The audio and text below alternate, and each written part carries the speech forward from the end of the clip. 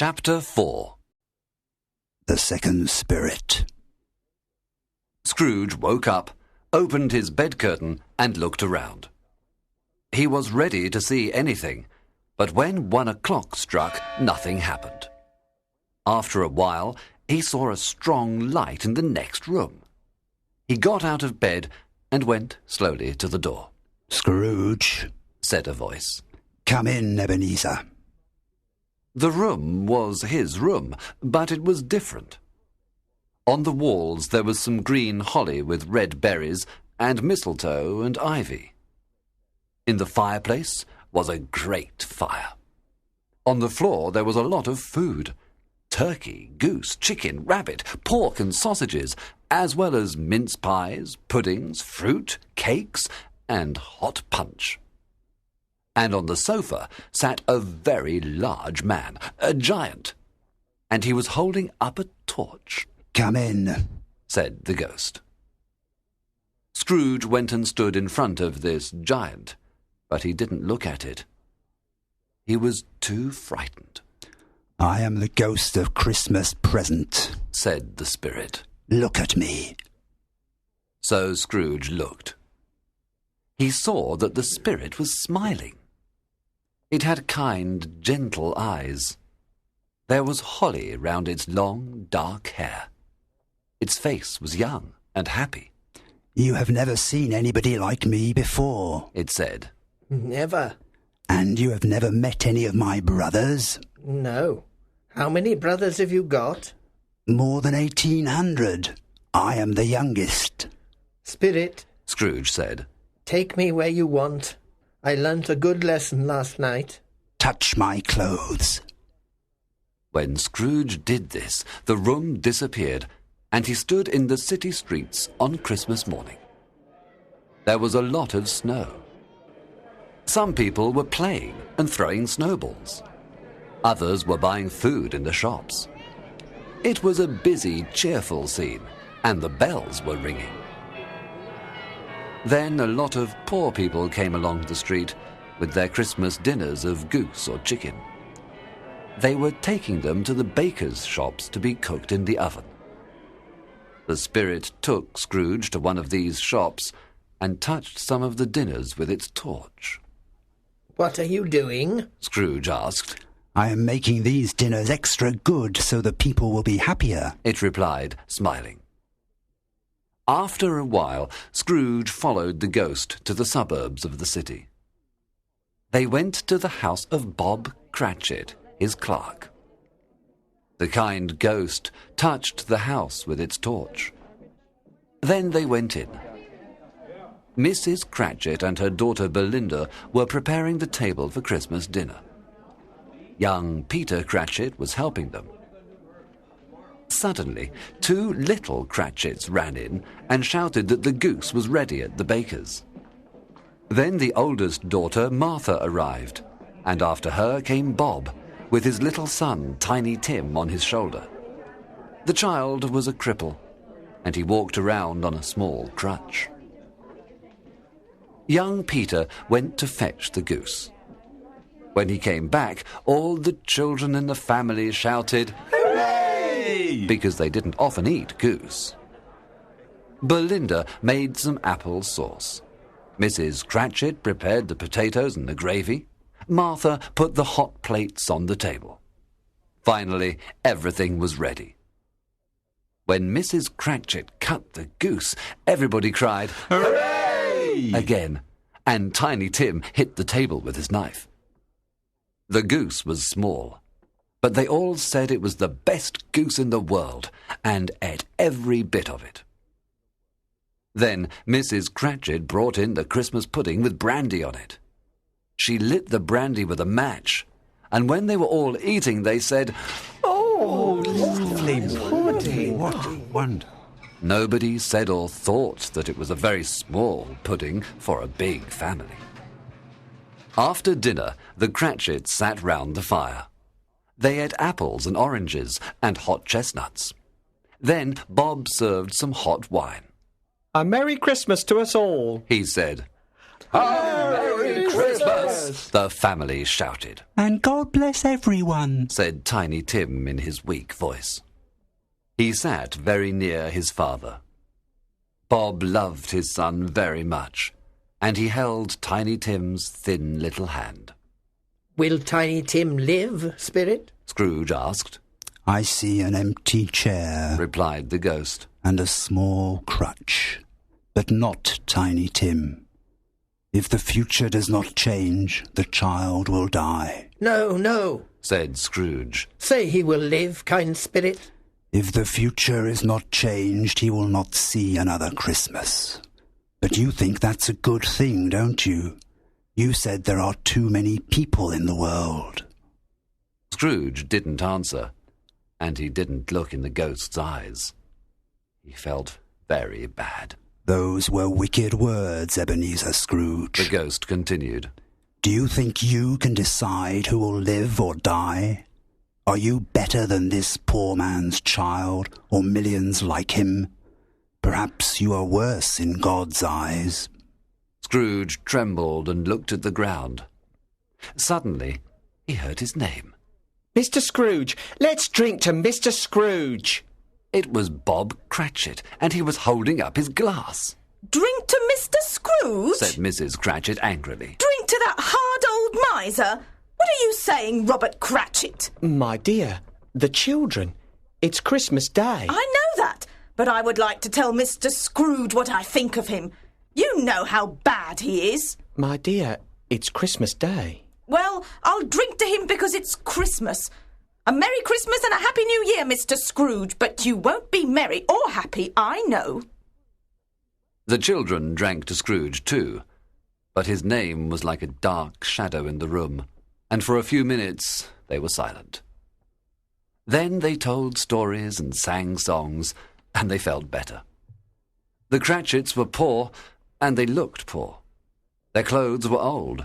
There were big holes in their shoes. Bob Cratchit's salary was very small. He never had enough money, and there was never much food in the house. But the family was contented now because it was Christmas. Scrooge watched them carefully.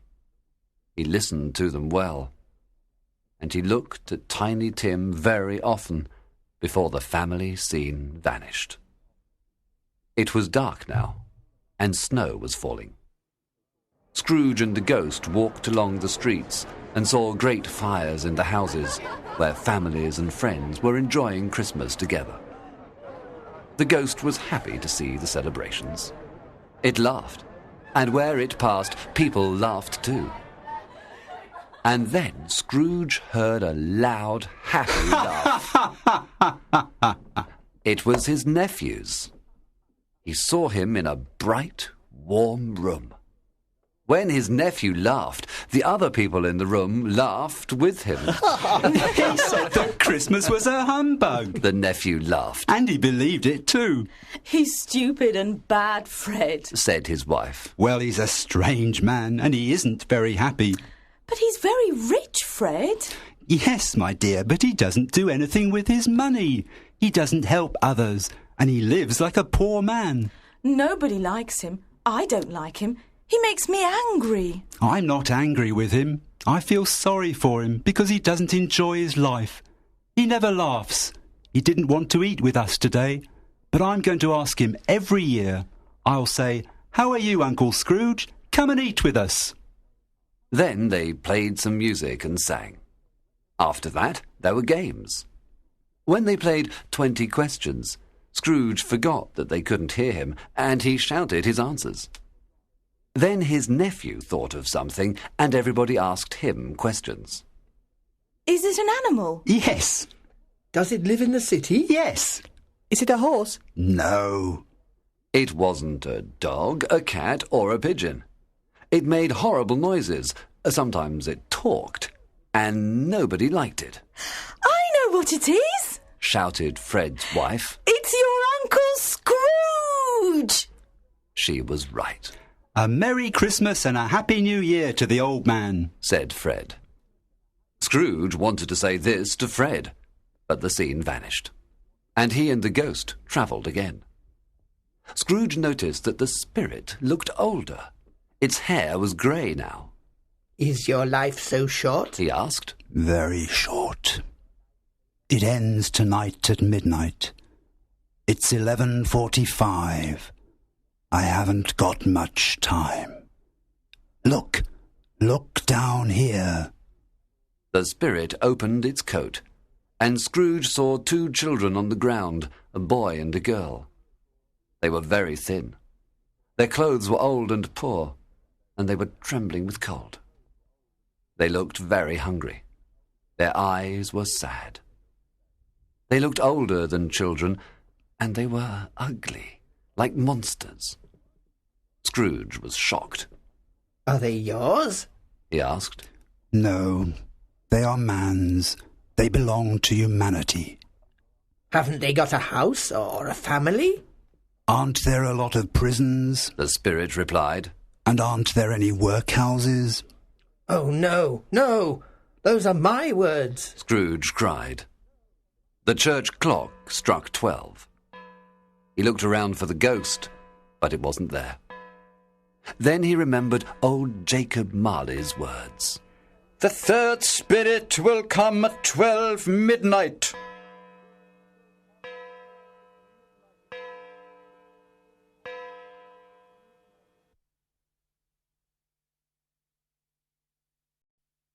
Chapter 5. The Last of the Spirits. Another phantom was coming towards him. It was tall and silent. Scrooge couldn't see its face or its body, because it was wearing long black clothes and a black hood. There was something mysterious about it. When it came near him, Scrooge was very frightened. It didn't speak or move. Are you the ghost of Christmas yet to come? He asked. The spirit didn't answer, but its long white hand came out from the black clothes and pointed down. Are you going to show me things from the future? Scrooge asked. His legs were trembling a lot, and so he couldn't follow the ghost when it moved away. It stopped and waited for him. He couldn't see its eyes, but he felt that they were looking at him. This ghost was the most frightening of the 3. Ghost of the future! He cried. I'm very frightened of you. But I know that you want to help me, so I'll go with you. Please, speak to me. It made no reply. Its long hand pointed ahead. All right, I'll come, said Scrooge. So the ghost carried him to the centre of London. At a place called the Exchange, he saw a lot of businessmen. Their pockets were full of money. They were walking around and talking to each other. They often jingled the money in their pockets and looked at their watches. Scrooge knew many of them. When the ghost stopped near 3 men, he could hear their conversation. No, I don't know much, said one very fat man. I only know he's dead. When did he die? Another man asked. Last night, I think. I thought he would never die. Was he very ill? God knows. What about his money? Asked a man with a very red face. I don't know, replied the fat man. He hasn't left it to me. Everybody laughed. The funeral will be very cheap, because only a few people will go. The fat man continued. I'll go if there's a big lunch, the red-faced man said. Another laugh. And then the men went away. Scrooge looked at the ghost. Who were they talking about? He asked. But the ghost said nothing. It went into the street and showed Scrooge 2 men. He knew them. They were rich and important businessmen. First they said hello. Then one of them said, Well, he's finally dead. Yes, I've heard, answered his companion. Cold, isn't it? Very cold, but it's the right weather for Christmas. Would you like to come ice skating? No, thank you. I'm too busy. Good morning. That was the end of their conversation. Scrooge was surprised. Who were they talking about? He couldn't think of anybody. Old Marley died 7 years ago, and this ghost was showing him the future. He decided to wait and see. He looked around, but he couldn't see himself anywhere. Wasn't he there in the future? Silent and black, the ghost stood near him. He knew that it was watching him, and he trembled. They went into a poor part of the city where the streets were dirty and narrow. There were dark shops and houses, and the people looked ugly and miserable. A lot of them were drunk. Rubbish was everywhere, and there were bad smells. The quarter was full of dangerous criminals. Scrooge followed the ghost into a small, dark shop. It was full of dirty old things: bottles, clothes, keys, chains. A man of about 70 with grey hair sat near a fire and smoked his pipe. Then a woman came in with a big, heavy box in her arms. She put it on the floor and sat down. "Open it, old Joe," she said, "and give me the money." The man opened the box. What are these? He said. Bed curtains? Did you take 'em while he was in bed? "Yes, why not? There was nobody with him. There are blankets, too." His blankets? "Of course. He won't need them where he's going. Here's a beautiful, expensive shirt, too. He was wearing it for his funeral. I thought, what a pity. This is a very fine shirt, but nobody will wear it again. So I took it off him." You did well, madam, laughed old Joe. You're a clever woman, and you'll make a fortune one day. "I must think of myself like him. He was a selfish old miser. I cleaned his rooms and his clothes. I worked very hard for him, but he never gave me anything. I wanted to take more things, but his housekeeper took them before me." Just then, the housekeeper came in. She had a large bag full of sheets, towels, clothes, and shoes. "Now look in my bag, old Joe," she said, "and tell me how much you give me." Old Joe counted up the money for each thing in the box and the bag and wrote some numbers on the wall. That's how much I'll give you, he said, and no more. I always give too much, and so I'm poor. Then he opened a dirty bag and put the money on the floor. When he was alive, he frightened people and they hated him. So we get the profits now that he's dead. Scrooge watched this in horror. Spirit, I see, and I understand. This could happen to me. Oh, God, what's this now? The scene changed, and he was near a bed. It had no blankets or curtains. There was only an old sheet with something under it, the body of a dead man. The ghost pointed at the head, but Scrooge couldn't pull down the sheet and look at the dead man's face. He was shaking with terror. The body was cold, rigid, and alone in that dark room. How terrible, thought Scrooge. Not a man, woman, or child to say that he was kind to them in life, and to remember him with love. Then he heard the sound of rats behind the walls. Were they waiting? Were they going to jump on the bed and... Spirit, he said. What a horrible place. I'll always remember this scene. Can we go now? But the ghost still pointed at the dead man's head. I understand, Scrooge said. But I can't do it. I ask you to show me somebody who is sorry that this man is dead. The ghost took him to Bob Cratchit's house. The mother and children were sitting round the fire. They were quiet. Very quiet. The little Cratchits sat like statues in a corner. Peter was reading. "When is Father coming?" he asked. "He's late, but I think he walks slower now." "I remember when he walked very fast with with Tiny Tim on his shoulder, said the mother.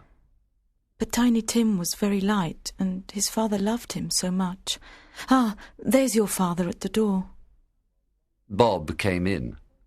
He drank some tea while the two little Cratchits put their faces close to his, saying, Don't be sad, Father. So Bob tried to be cheerful. But suddenly he cried. My little child! My little boy! He went to a room upstairs. It looked as bright and happy as Christmas. He sat on a chair next to the bed. There was a little child on it.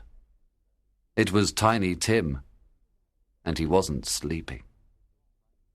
He was dead. Bob kissed the little face. Then he went downstairs. I met Mr. Scrooge's nephew in the street, he told the family.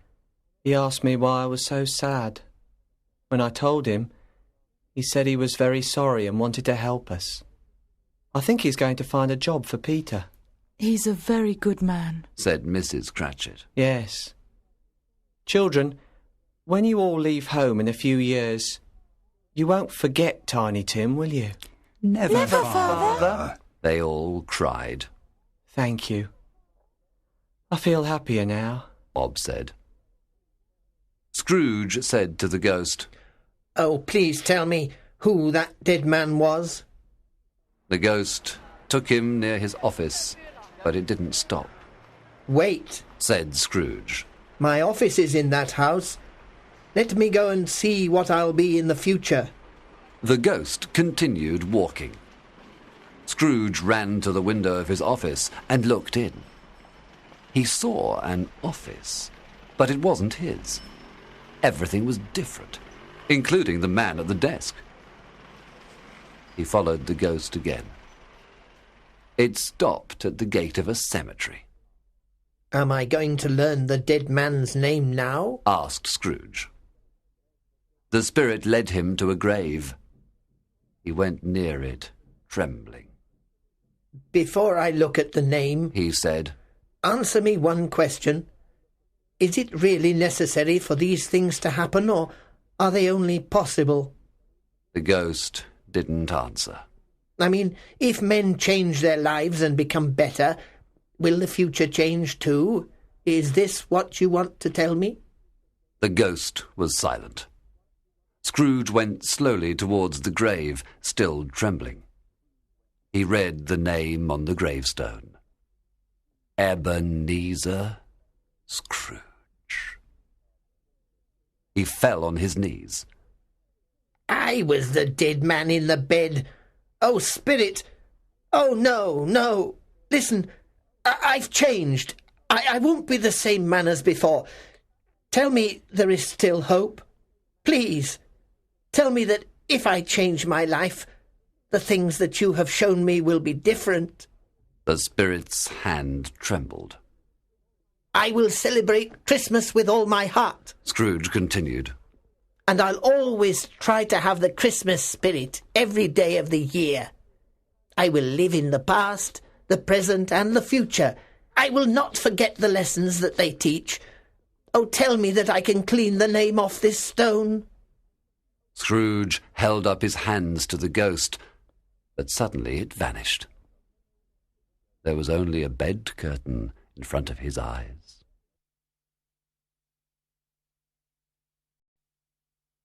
Chapter 6. A Merry Christmas, Christmas, Mr. Scrooge! The bed was his, the room was his, and best of all, he still had time to be a better man. He jumped out of bed. I will live with the spirits of the past, present, and future in me, he said, on his knees and with tears in his eyes. Thank you, Jacob Marley. God bless Christmas. Then he put on his clothes. My clothes are here. I am here. But the future is not here yet, and I can change it. He said, laughing and crying at the same time. What shall I do first? Oh, I feel as light as a feather. I'm as happy as an angel. A Merry Christmas to everybody. A Happy New Year to all the world. He danced in the sitting room and looked around. There's the door where Jacob Marley came in. There's the place where the ghost of Christmas present sat. There's the window where I saw the ghosts in the air. It's all right. It's all true. It all happened. And he laughed and laughed. Then the church bells rang. Ding dong, ding dong. It was a glorious sound. He opened the window and put out his head. No fog. It was a bright, sunny day, and the air was cold and sweet. What's today? Scrooge shouted to a boy in the street. Eh? The boy looked very surprised. What's today, my boy? It's Christmas Day. Christmas Day? Scrooge said happily to himself. So the spirits did everything in one night. Hey, boy! Do you know the butcher's shop in the next street? Of course. You're an intelligent boy.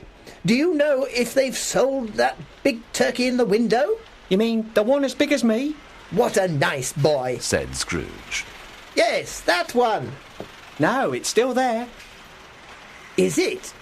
Oh, good. Go and buy it for me, will you? Tell them to bring it here. If you come back in 5 minutes, I'll give you half a crown. The boy ran as fast as possible to the shop. I'll send it to Bob Cratchit. Scrooge said, He won't know who sent it. and he wrote Bob's address on a piece of paper. When the butcher's man arrived with the enormous turkey, Scrooge told him to call a cab.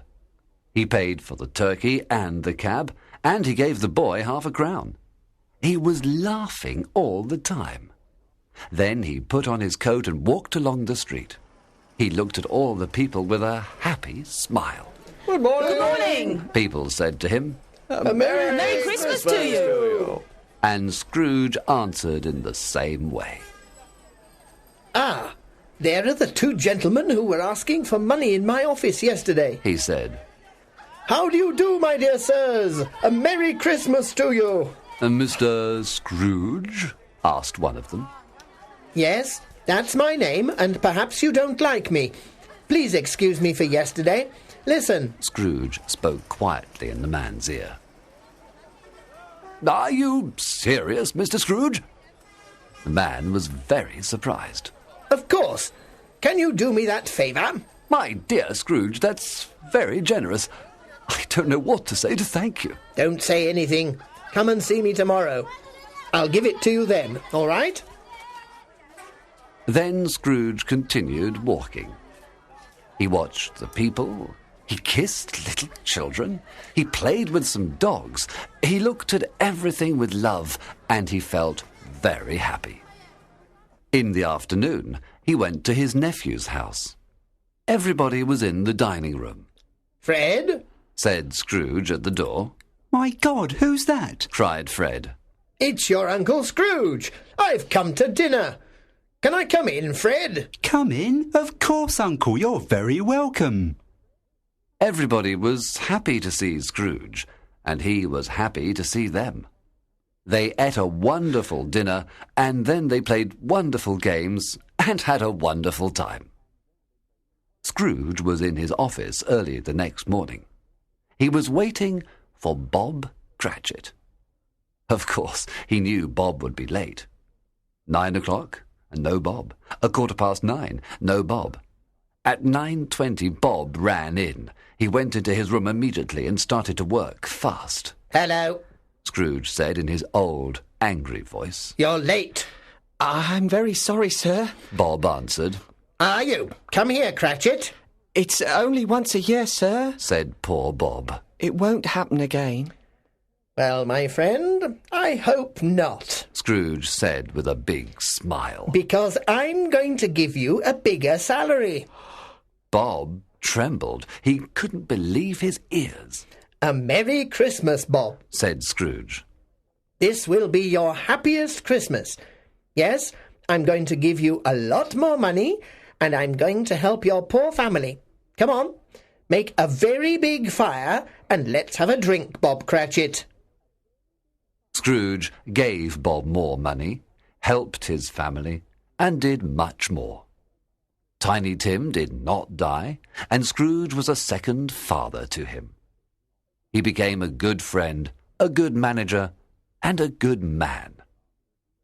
A few people laughed at him, of course, but he knew that some people always laugh at anything new, strange, and good.